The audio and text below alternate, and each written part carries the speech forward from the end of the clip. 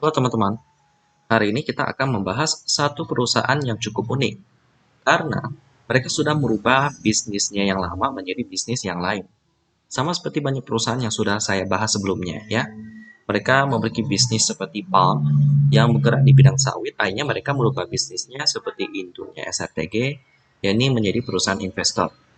Banyak sekali perusahaan-perusahaan yang melakukan perubahan haluan bisnisnya untuk mendapatkan cuan yang maksimal. Sama seperti perusahaan yang akan kita bahas kali ini, yakni adalah ICTSI Jasa Prima Tbk dengan kode emiten KARW ya, atau kita panggil saja KAL. Kita akan melihat profil daripada KAL ini sendiri yang merubah bisnisnya dari perusahaan garmen tekstil menjadi perusahaan bongkar muat kontainer ya. Kita akan lihat sama-sama di sini. Yang pertama, mereka didirikan pada tanggal 18 Februari 1978. Waktu itu mereka memiliki nama PT Hardware Indonesia Knitting and Garment Industry. Lalu pada tanggal 3 Mei 2012 melalui ICTSI Far East PTL Ltd, sebuah anak usaha dari International Container Terminal Service Inc. yang berdomisili di Manila, Filipina, memberi 80% saham persewaan melalui mekanisme Bursa Efek Indonesia ya. Lalu pada tanggal 27 Juni 2012 para pemegang saham melalui rapat umum pemegang saham luar biasa meratifikasi perubahan dalam kegiatan usaha utama perseroan untuk menjadi perusahaan yang bergerak di bidang konstruksi, pengembangan, dan pengoperasian fasilitas infrastruktur maritim dan jasa terkait, dan karenanya pasal 3 anggaran dasar perseroan diubah ya.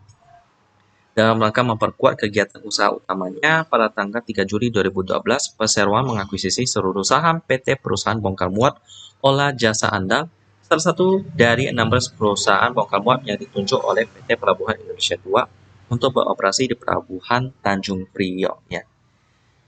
Lalu kita lihat di sini kegiatan usaha mereka seperti ini ya. Tentunya tidak jauh-jauh dari kegiatan usaha pokoknya yang bergerak di bidang bongkar muat kontainer dan ya. Kita sudah melihat profil singkat daripada kaul ini. Sekarang kita akan melihat pemegang sahamnya adalah ICTSI Far East PTL Ltd. Kita akan melihat profil perusahaan yang satu ini, ICTSI Far East PTL Ltd. Lalu kita akan melihat di bagian berita, bagaimana sih profil daripada pemegang saham KARW atau KAR ini. Mari kita saksikan di bagian berita ya. Oke, udah tampil di sini. Ini bahasa Inggris ya. Oke, nggak ada masalah hukum sih di sini.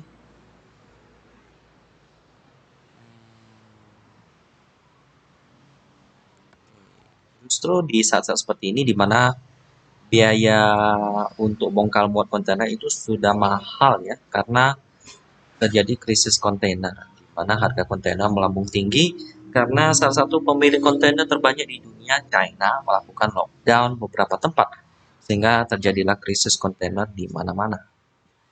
Ya, tapi tidak masalah bagi call ini karena mereka lancar-lancar aja, karena ekspor impor tetap harus berjalan. Jadi meskipun harganya melambung tinggi, maka harga barang juga ikutan tinggi ya. Tentu saja ini membuat konsumsi menjadi semakin lemah.